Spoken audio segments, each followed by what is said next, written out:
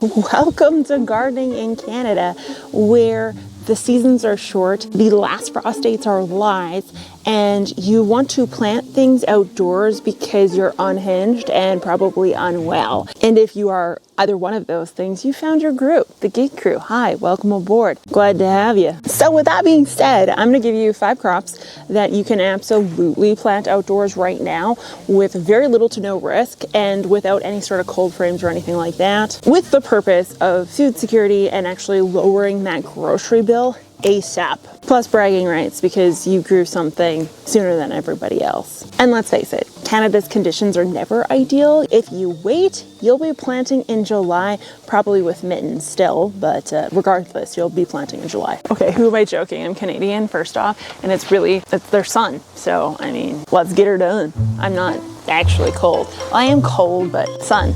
I need my vitamin D, an actual vitamin D, not the D you're thinking about. That little dot right there is a parsnip seed.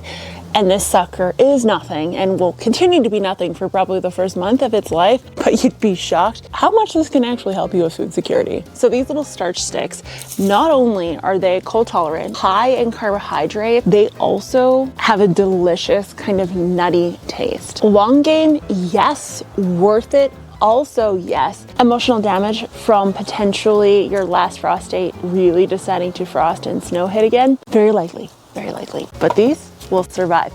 You'll just have a heart attack for like half a day till the snow melt again. Peas and beans, seriously, just throw them everywhere. They're not only fast and cheap, but they're also something that you can very easily use as a companion plant with pretty much anything. Plus, with a bag of snap peas basically costing as much as your internet bill nowadays, a couple peas to scavenge from sooner in the season, it doesn't hurt anybody. Potatoes, the most underrated survival food. You can eat them, you can store them, you can emotionally rely on them. You plant just even one of these seed potatoes and you end up with like 10 more potatoes, which is the closest thing to a money tree you could ever get. And somehow it's always that one grocery item that you forget in the back of the pantry until it begins to grow eyes. And if your potatoes in your pantry are eyeing you up, then you should plant those outdoors instead of buying seed potatoes, because I do it all the time. Strawberries, the rom-com of the garden. They're needy,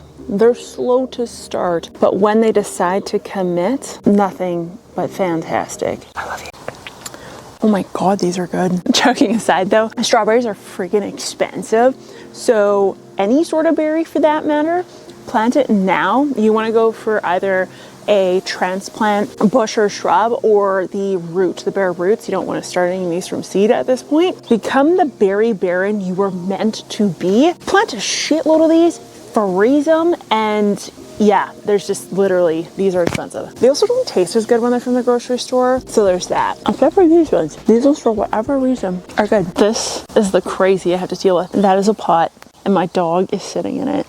People always told me staffies are dumber than a bag of bricks. I mean, dumb, yes, but cute and adorable. Come on. It's my spirit animal right there. Onions. They'll make you cry, but these officially can get planted outdoors. If you have seeds that you started in like December, January, February, those can get transplanted outdoors. If you didn't start seeds, don't start seeds now. Go get some sets, and that's what you want to put outdoors. However, if it decides to dip below zero, you do need to grab a frost cloth, a blanket, a bed sheet, throw it over top, and they'll be just fine. As long as it's above zero, they're good to go. And in Ashley fashion, I forgot to hit record on the video when I decided to film the outro. So that's everything, Geek Crew. Thanks for watching. If you want to watch what Google says to watch, watch this. And if you want to watch what you should plant in April indoors, then watch this video right here.